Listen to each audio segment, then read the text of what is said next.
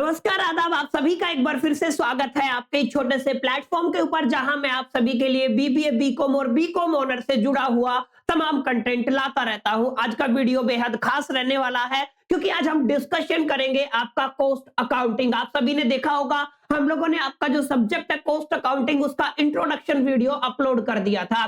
This is the part second introduction video का, जहां पे हम लोग इत्मीनान से आज डिटेल में आपके सारे टॉपिक्स कवर करने वाले हैं। इससे पहले एक वीडियो आ चुका है पार्ट 1 के नाम से, जहां पे मैंने आपको डिटेल में समझाया था कि कॉस्ट अकाउंटिंग का असल में मीनिंग क्या रहता है और एग्जैक्टली उसका हिस्ट्री क्या रहा था। कुछ बेसिक लिमिटेशंस के ऊपर हमने बात की थी। आज हम बात करेंगे आपके एग्जामिनेशन के पॉइंट ऑफ व्यू से काफी टॉपिक्स जिनको हम लोग कवर करने वाले हैं, जो आपकी यूनिट के अंदर दिए गए हैं। जैसे आज मैं बात करूंगा अकाउंटिंग की क्लासिफिकेशन कितने तरीके से की जाती है। वहां पे भी मैंने बताया था 3 तरीके की अकाउंटिंग होती है, फाइनेंशियल अकाउंटिंग, मैनेजमेंट अकाउंटिंग और तीसरा आपका होता है कॉस्ट अकाउंटिंग। इसको आज हम डिटेल में समझने वाले हैं। उसके बाद मैं आपको समझाऊंगा कॉस्ट अकाउंटिंग इंट्रोडक्शन। बेसिकली ये बात हम कर चुके हैं, कॉस्ट अकाउंटिंग का अपना क्या मतलब होता है, क्यों उसकी जरूरत पड़ी थी। तीसरा टॉपिक जो हम आज की वीडियो में कवर करेंगे वो आपका फाइनेंशियल अकाउंटिंग और कॉस्ट अकाउंटिंग के बीच में बुनियादी तौर पे क्या फर्क रहने वाला है, इस पर डिस्कशन करने वाले हैं।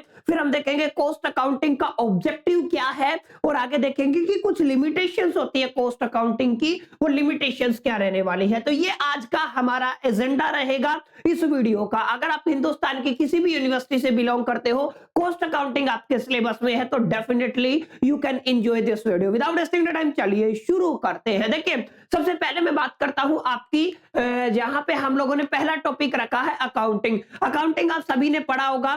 अकाउंटिंग की जो क्लासिफिकेशन है बच्चों, वो 3 तरीके से की जाती है। Means accounting is classified into the 3 major categories. First is financial accounting, second is management accounting and third is cost accounting. ये आप लोगों ने भी पढ़ा होगा। अब आपको थोड़ा समझना है डिटेल में, इत्मीनान में। What is the meaning of financial accounting? Financial accounting आप लोग कक्षा 11 से पढ़ते आ रहे हो। फर्स्ट ईयर में भी, फर्स्ट सेमेस्टर के दरमियान आपने जो अकाउंटिंग पढ़ा था वो कौन सा था? बेसिकली फाइनेंशियल अकाउंटिंग था। और फाइनेंशियल अकाउंटिंग अगर आप लोगों ने डेफिनेशन पढ़ा तो वहां पे था, फाइनेंशियल अकाउंटिंग के अंदर आप लोग रिकॉर्डिंग करते हो, क्लासिफाइंग करते हो, उसके बाद समराइजिंग करते हो, इंटरप्रेट करते हो, कम्युनिकेट करते हो। कुछ इस तरीके के प्रोसेसेस आप लोगों ने देखे थे। क्लियर? जहां पे आप लोगों को books of account banana mandatory होता है, जहां पे आप लोग लेजर बनाते हो, उसकी पोस्टिंग करते हो, ये तमाम चीजें आप लोगों ने पढ़ी थी। तो फाइनेंशियल अकाउंटिंग कंसर्न करती है आपकी रिकॉर्डिंग, क्लासिफाइंग, उसके बाद आपको measuring, summarising, analysing and interpretation and communication. ये शॉर्ट ट्रिक से मैंने यहाँ पे लिखा हुआ है, आप थोड़ा इसको ध्यान से देख लीजिएगा। क्लियर? आई होप की बात आपको समझ में आ गई होगी कि एग्जैक्टली फाइनेंशियल अकाउंटिंग के अंदर आप लोग डेटा को सबसे पहले क्या करते हो, आप लोग रिकॉर्ड करते हो, क्लासिफाई करते हो, मेजर करते हो, समराइज करते हो, एनालाइज और इंटरप्रेट करते हो, और फाइनली हम लोग उसको क्या करते हैं, कम्युनिकेट करते हैं। और जो भी ट्रांजैक्शंस होती हैं या जो भी इवेंट्स होते हैं इन द मॉनेटरी टर्म्स, उसको रिकॉर्ड किया जाता है। ये तमाम बातें आप लोग किस में पढ़ चुके हैं? फाइनेंशियल अकाउंटिंग के अंदर पढ़ चुके हैं। तो ये आपका फाइनेंशियल अकाउंटिंग ही होता है। इसके अलावा आपने सेकंड ईयर के दरमियान या आप लोगों ने फाइनेंशियल मैनेजमेंट के बारे में अगर पढ़ा नहीं है तो सुना तो होगा। फाइनेंशियल मैनेजमेंट अपने आप में एक इंपॉर्टेंट अकाउंटिंग हो जाती है, या सॉरी, फाइनेंशियल मैनेजमेंट अकाउंटिंग अपने आप में एक इंपॉर्टेंट अकाउंटिंग हो जाती है, जहां पे आप लोग क्या करते हो, जो आपके पास डेटा है उसको इस तरीके से प्रेजेंट करते हो ताकि वो पॉलिसीज बनाने में और डिसीजन मेकिंग में आपकी हेल्प हो। क्लियर? मैनेजमेंट की हेल्प हो। तो यही मैंने आपका यहाँ पे लिखा हुआ है, आप ध्यान से इस डेफिनेशन को पढ़े। यहाँ पे क्या लिखा हुआ है? Management accounting designed for the management. Management accounting किसके लिए डिजाइन किया जाता है? मैनेजमेंट के लिए डिजाइन किया जाता है। It is concerned with the presentation of accounting information. ये काफी इंपॉर्टेंट पॉइंट है, इसको नोट कर लीजिएगा। जब आप लोग मैनेजमेंट अकाउंटिंग की बात करते हो तो आप लोगों का बेसिक एक केस आता है, आप लोग क्या कहते हो, आप लोग प्रेजेंटेशन करते हो, presentation of financial information. Clear? ये आपको थोड़ा ध्यान में रखना है। क्या हो जाता है आपका, ये बेसिकली आपका फाइनेंशियल इंफॉर्मेशन। क्लियर है? जो किसमें हेल्प करता है, पॉलिसीज को बनाने में हेल्प करता है, प्लस में जो आपका डिसीजन मेकिंग होता है उसमें हेल्प करता है। क्लियर है? तो आप लोग यहाँ पे क्या लिख दोगे, डिसीजन मेकिंग। तो दोनों चीजें किसमें इंक्लूड की जाती हैं, आपकी मैनेजमेंट अकाउंटिंग के अंदर इंक्लूड की जाती है। Presentation of accounting information in a manner which assist the management in creation of the policies and the decision making. जो आपका मैनेजमेंट है उस मैनेजमेंट को असिस्ट कर सके कि कैसे वो पॉलिसीज बना पाएंगे, कैसे वो डिसीजन मेक कर पाएंगे। क्लियर? तो इसको क्या बोला जाता है, इसको मैनेजमेंट अकाउंटिंग बोला जाता है। अच्छा, फाइनेंशियल अकाउंटिंग के अंदर आपने मॉनेटरी टर्म्स में जितनी भी ट्रांजैक्शंस होती हैं उन सभी की recording, classifying, summarising, analysing, interpretation and communication वगैरह की कहानी देखी। तो दो तरीके की अकाउंटिंग होगी, आप लोग पढ़ते आए हो, 11th क्लास में भी आपने पढ़ा होगा। अभी बात करते हैं कोस्ट अकाउंटिंग की। देखिए नाम से ही पता चल रहा है, कोस्ट का मतलब खर्च। असल में आप लोग देखोगे तो आप लोग क्या कह सकते हो, आप लोग खर्च कह सकते हो। यानी कि एक कोई भी प्रोडक्ट अगर मेरे को बनाना है, उस प्रोडक्ट को बनाने में कितना कॉस्ट मेरे को लगेगा, कितना खर्च मेरे को लगेगा। ठीक है? तो इसको क्या बोलते हैं आप लोग, कोस्ट अकाउंटिंग। तो असल में कोस्ट अकाउंटिंग कंसर्न करती है, देखिए आपको कोस्ट अकाउंटिंग के अंदर रिकॉर्डिंग भी करना है, क्लासिफाइंग भी करना है, समराइजिंग भी करना है, लेकिन यहाँ पे cost for the determination of the cost of the product और द सर्विसेज। आपका जो प्रोडक्ट है और आपकी जो सर्विस है उसके कॉस्ट को डिटर्मिनेशन करने के लिए बेसिकली कोस्ट अकाउंटिंग का कंसर्न रहता है। क्लियर है? यहाँ पे हम लोग क्या करते हैं, प्लानिंग करते हैं, कंट्रोलिंग करते हैं, और यहाँ पे reducing such cost, furnishing in information to management for the DM. Clear है? ये आपको थोड़ा ध्यान में रखना है। यानी कि यहाँ पे कॉस्ट अकाउंटिंग के अंदर सारी चीजें की जाती हैं, लेकिन आपका बेसिकली पूरा फंडा किससे रिलेटेड है, कॉस्ट से रिलेटेड है। क्लियर? यहाँ पे जो भी आपके पास फाइनेंशियल इंफॉर्मेशन है उसको किस में हेल्प किया जाता है, डिसीजन मेकिंग में और पॉलिसी मेकिंग में, और यहाँ पे आपके पूरे अकाउंट्स प्रिपेयर किए जाते हैं। अब आपको थोड़ा ध्यान में रखना है कि फाइनेंशियल अकाउंटिंग का क्या मीनिंग था, आपका मैनेजमेंट अकाउंटिंग का क्या मीनिंग था, और आपका कॉस्ट अकाउंटिंग का क्या मतलब था, क्या मीनिंग था। क्लियर? बेहद आसान सी डेफिनेशन है। क्लियर? आप लोग इसका स्क्रीनशॉट भी ले लीजिए, मैं साइड हो जाता हूं एक बार के लिए, आप लोग इसका स्क्रीनशॉट ले ले, स्क्रीनशॉट लेके इन डेफिनेशंस को याद कर लीजिएगा। बेहद आसान और इजी और सिंपल डेफिनेशन ये है, और उम्मीद करता हूं पहला टॉपिक आपको क्लियर हो गया होगा। इससे पहले हम लोग इस टॉपिक के ऊपर बात कर चुके हैं। क्लियर? अब थोड़ा आगे चलते हैं, तो this is going to be very very important topic of your book of entire syllabus. कुछ भी कह दीजिए, काफी इंपॉर्टेंट क्यों है, क्योंकि यहां पे आपको एक डिफरेंस पता चलेगा, एक अंतर पता चलेगा, एक डिस्टिंग्विश होगा between the financial accounting and the cost accounting. Financial accounting और कॉस्ट अकाउंटिंग बच्चों किस तरीके से बुनियादी तौर पे दोनों में फर्क होता है तो दोनों ही अकाउंटिंग, तो दोनों अकाउंटिंग के अंदर क्या फर्क है उसको हम लोग यहाँ पे एनालिसिस करने वाले हैं। पहला आपको कॉलम दिख रहा है कॉस्ट अकाउंटिंग का, दूसरा आपको फाइनेंशियल अकाउंटिंग का है, और सबसे फ्रंट में 0 कॉलम है। किस बेस पे हम लोग डिफरेंस कर रहे हैं, जैसे पहले अगर मीनिंग की बात करो, क्लियर है, तो कॉस्ट अकाउंटिंग का मेन पर्पस होता है आपके प्रोडक्ट की जो कॉस्ट को एक तरीके से असर्टेन करना और उसको कंट्रोल करना, मतलब पूरा का पूरा फंडा आपके प्रोडक्ट और सर्विस की कॉस्ट से रिलेटेड रहता है। क्लियर? तो ये आपका मीनिंग हो गया। लेकिन आप यहां पे देखोगे, यहाँ पे फाइनेंशियल अकाउंटिंग के अंदर हम लोग क्या करते हैं, फाइनेंशियल पोजीशन को भी कहीं ना कहीं फाइनेंशियल पोजीशन को भी कहीं ना कहीं क्या करते हैं, एक तरीके से रिप्रेजेंट करते हैं। An accounting system that help in the classifying, analysing, summarising and recording companies financial transaction. Company के फाइनेंशियल ट्रांजैक्शन को रिकॉर्ड करना ही क्या कहलाता है, फाइनेंशियल अकाउंटिंग कहलाता है। क्लियर? तो फाइनेंशियल अकाउंटिंग के अंदर आप लोग बेसिकली फाइनेंशियल ट्रांजैक्शंस को रिकॉर्ड करते हो। यहां पे हमारा पूरा मुद्दा आपके प्रोडक्ट और सर्विस के कॉस्ट से रिलेटेड रहता है। अब सेकंड डिफरेंस देखिए, ऑब्जेक्टिव क्या रहता है। अब आपको पता है कॉस्ट अकाउंटिंग का एक ही ऑब्जेक्टिव रहता है कि आपका जो कॉस्ट को असर्टेन करना, असर्टेन का मतलब अनुमान लगाना, यानी कि आप लोग क्या कह सकते हो, objective is ascertaining the cost of production, कि आपके प्रोडक्शन में कितना कॉस्ट आने वाला है। तो अगर आपको कॉस्ट ऑफ प्रोडक्शन नहीं पता चलेगा तो आप लोग कैपेबल नहीं हो पाओगे अपने प्रोडक्ट की सेलिंग प्राइस को डिसाइड करने के लिए। अगर आप लोग ये नहीं डिसाइड कर पाए तो आप लोग अपने धंधे को प्रॉफिटेबल बनाने की बात तो छोड़ ही दीजिए। इन शॉर्ट आप लोग ये कह सकते हैं हैं, कॉस्ट अकाउंटिंग का मेन जो पर्पस होता है वो यही होता है कि आपका प्रोडक्ट कितने रुपए में बनके तैयार हो जाएगा, क्या सेलिंग प्राइस हमको रखना है, कितना प्रॉफिट रखना है, कितना मार्जिन रखना है, एवरीथिंग ये सब किस में आता है बच्चों, ये कॉस्ट अकाउंटिंग के अंदर आता है। लेकिन अगर आप फाइनेंशियल अकाउंटिंग की बात करेंगे तो यहाँ पे हमारा ऑब्जेक्टिव फाइनेंशियल स्टेटमेंट्स को तैयार करना होता है।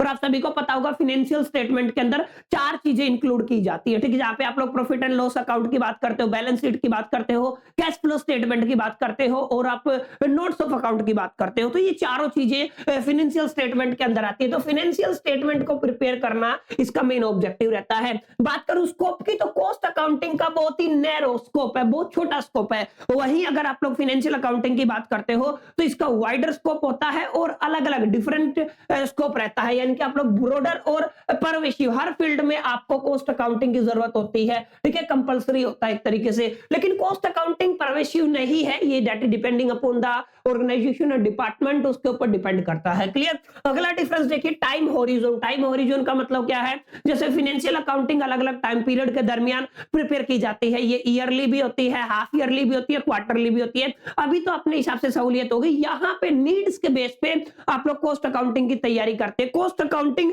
अपनी जरूरत के बेस पे तैयार की जाती है, ऐसा कंपलसेशन यहाँ पे आपको नहीं देखने को मिलता है। तो ये आपका टाइम होरिजोन हो गया। बेनिफिट क्या है, बेनिफिट ये है कि ये कॉस्ट अकाउंटिंग आपकी हेल्प करती है प्रोडक्शन की, मैन्युफैक्चरिंग का जो कॉस्ट रहेगा उसका पता लगाने में, ये आपकी हेल्प करेगी सेलिंग प्राइस को डिसाइड करने में, ये आपकी हेल्प करती है कॉस्ट कंट्रोलिंग में, ये आपकी हेल्प करेगी अपने बिजनेस को प्रॉफिटेबल बनाने में, आपके प्रोडक्ट को प्रॉफिटेबल बनाने में। क्लियर। और अगर मैं बात करूं यहाँ पे फाइनेंशियल अकाउंटिंग की तो इसका मेन बात यही होता है कि एक एग्जैक्ट और इंपॉर्टेंट इंफॉर्मेशन आपके यूजर्स तक, इंटरनल यूजर्स और एक्सटर्नल यूजर्स तक ये प्रोवाइड कर पाए। किसकी बात कर रहा हूं मैं, फाइनेंशियल अकाउंटिंग की। क्लियर। तो आगे देखिए यूजर्स कौन कौन से हैं, मैंने बताया था यहाँ पे यूजर्स होते हैं वेंडर, शेयर होल्डर, मैनेजमेंट और द ऑर्गेनाइजेशन। किसकी बात कर रहा हूं, कॉस्ट अकाउंटिंग की। लेकिन फाइनेंशियल अकाउंटिंग के अंदर दोनों यूजर होते हैं, आपके इंटरनल भी आ जाते हैं और एक्सटर्नल भी आ जाते हैं, और इंटरनल और एक्सटर्नल यूजर्स यहाँ पे यूज करते हैं इंफॉर्मेशन को। क्लियर। तो ये कुछ बेसिक बातें हैं, डिसीजन मेकिंग में हेल्प होता है, रेगुलेशन क्या रहने वाला है, रिपोर्टिंग क्या रहने वाला है और स्टेटरी रिक्वायरमेंट क्या रहने वाली है। आप लोग इसका स्क्रीनशॉट ले लें, अच्छे से इसको प्रॉपर तरीके से समझे, याद करें, ताकि आपको फाइनल एग्जामिनेशन में कोई दिक्कत ना आए। एक बुनियादी तौर पे आप लोग फर्क कर पाएंगे फाइनेंशियल अकाउंटिंग और आपका कॉस्ट अकाउंटिंग के अंदर क्या डिफरेंस होता है। और मैं शुरू में ही बता दिया था, this is going to be very very important article of your first unit. पहली यूनिट से यहां से क्वेश्चन पूछा जा सकता है, तो मेक श्योर करके इसको लर्न भी कीजिएगा, समझिएगा भी, दोनों चीज आपको करनी है, प्लस में मेमोराइज कर लीजिएगा, याद कर लीजिएगा इसको। क्लियर। तो एक बुनियादी डिफरेंस था, एक बेसिक डिफरेंस था, किसकी बात कर रहा हूं, कॉस्ट अकाउंटिंग और फाइनेंशियल अकाउंटिंग के अंदर। क्लियर। आई होप, ऐसा मैं उम्मीद करता हूं यहां तक आपको चीजें समझ में आ गई होंगी। अब थोड़ा जब आगे चलते हैं तो आपको बताने होते हैं कि जो आपका कॉस्ट अकाउंटिंग है उसका ऑब्जेक्टिव क्या रहने वाला है। पहला ऑब्जेक्टिव तो यही रहता है बच्चों कि हमें अपने प्रोडक्ट के प्रोडक्शन के ऊपर कितना कॉस्ट लगने वाला है इसका आइडिया लगाना है। क्लियर है, यानी कि असर्टेनमेंट ऑफ द कॉस्ट, यानी कि आपको कॉस्ट का, खर्च का अंदाजा लगाना है। ठीक है, तो ये पहला काम होता है, कॉस्ट का अंदाजा जब आप लोग लगाएंगे तभी आप लोग एस्टिमेशन ऑफ कॉस्ट कर पाएंगे। क्लियर है। तो पहला ऑब्जेक्टिव क्या है, असर्टमेंट ऑफ द कॉस्ट। सेकंड क्या है, एस्टिमेशन ऑफ द कॉस्ट। ये दो ऑब्जेक्टिव आपके कॉस्ट अकाउंटिंग के रहते हैं। अच्छा, कॉस्ट कंट्रोल। कॉस्ट कंट्रोल का मतलब क्या होता है, बहुत सारी ऐसी कॉस्ट होती है जिसको कंट्रोल किया जा सकता है, मतलब बहुत सारी ऐसी चीजें हैं जिनको हम लोग क्या कर सकते हैं, कंट्रोल कर सकते हैं। कब, during the production of product. ध्यान से समझना मेरी बात, during the production of product. ठीक है ना, आप लोगों को क्या करना है, अपने प्रोडक्ट का प्रोडक्शन करना है, प्रोडक्शन ऑफ प्रोडक्ट। अपने प्रोडक्ट का अगर आप लोग प्रोडक्शन करते हैं उसके दरमियान आपको बहुत बार कॉस्ट कंट्रोल करने का ऑप्शन मिलता है। बहुत फिजूल खर्ची होती है, बहुत गलत चीजों पे हम लोग खर्च कर देते हैं, लेकिन उसको कंट्रोल करना जरूरी है। तो ये किसका ऑब्जेक्टिव है, ये भी कॉस्ट अकाउंटिंग का ही ऑब्जेक्टिव है। Assessment of the cost, estimation of the cost, आगे क्या होगा, कॉस्ट कंट्रोल करना। ये सब किसके ऑब्जेक्टिव है बच्चों, ये आपके कॉस्ट अकाउंटिंग के ऑब्जेक्टिव है। कॉस्ट को रिड्यूस भी किया जा सकता है। देखिए, कंट्रोल करना एक अलग बात होता है, रिड्यूस करना एक अलग बात होता है। क्लियर है। जैसे अगर मैं बात करूं, एक प्रोडक्ट हम लोग 10 रुपए में बना रहे थे और हमने मार्केट में 15 रुपए में बेचा। क्लियर है। मेरे को मेरा मार्जिनल रेट बढ़ाना बनाना है तो मैंने कुछ ऐसा देखा कि इसके कॉस्ट को 2 रुपए रिड्यूस किया जा सकता है। 8 रुपए में तैयार किया और 15 में बेचा तो मेरे को 2 रुपए का क्या हो गया, प्रॉफिट हो गया। क्लियर, एक्स्ट्रा प्रॉफिट हो गया। तो यानी कि कॉस्ट कंट्रोल एक अलग चीज होती है, कॉस्ट रिडक्शन अलग चीज होती है। आगे आने वाले चैप्टर्स में मैं डिटेल में संक्षेप में आपको यहाँ पे पढ़ाने वाला हूं। अभी के लिए आप लोग याद रखें, ऑब्जेक्टिव ऑफ कॉस्ट अकाउंटिंग पूछा जाता है तो सारे पॉइंट्स आपको लिख के आने हैं। अच्छा, जब आपको कॉस्ट प्राइस पता होगा तभी आप लोग सेलिंग प्राइस डिसाइड कर पाओगे। आपको पता ही नहीं है आपके प्रोडक्ट का एग्जैक्टली खर्च कितना आया उसको तैयार करने में, तो क्या सेलिंग प्राइस रखोगे, आपको लॉस भी हो सकता है। दैट्स व्हाई एक इंपॉर्टेंट फैक्टर आ जाता है कॉस्ट अकाउंटिंग की वजह से आप लोग कॉस्ट को एस्टिमेट कर पाते हो, असर्टेनमेंट कर पाते हो, जिसकी वजह से आप लोग सेलिंग प्राइस भी डिसाइड कर पाते हो। तो ये किसका ऑब्जेक्टिव है, ये भी बच्चों आपका कॉस्ट अकाउंटिंग का ऑब्जेक्टिव है। लास्ट एंड फाइनल ध्यान से देखिएगा, facilitating preparation of the financial and other statement.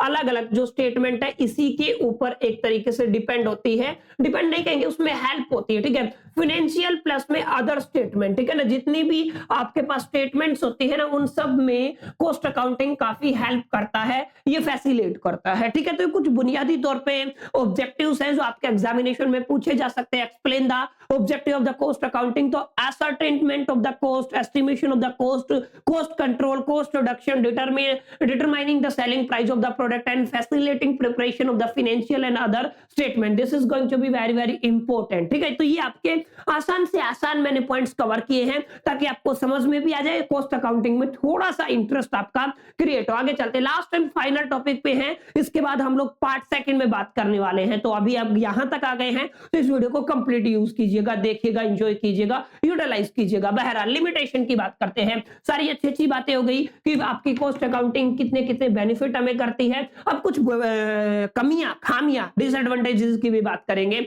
यहाँ पे the system is quite expensive, ये आसान सी भाषा में आप लोग समझ लीजिए।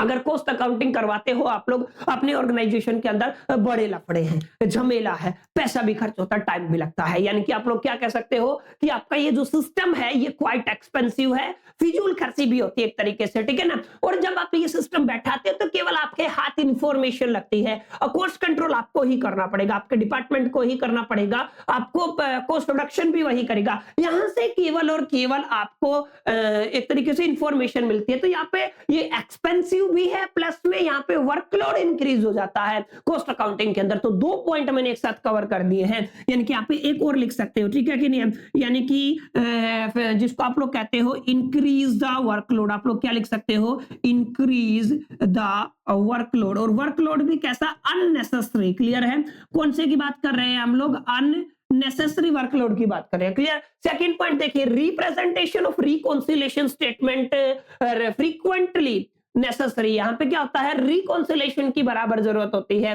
रिकॉन्सिलेशन नहीं करेंगे तो इसका कोई यूज नहीं रहने वाला है।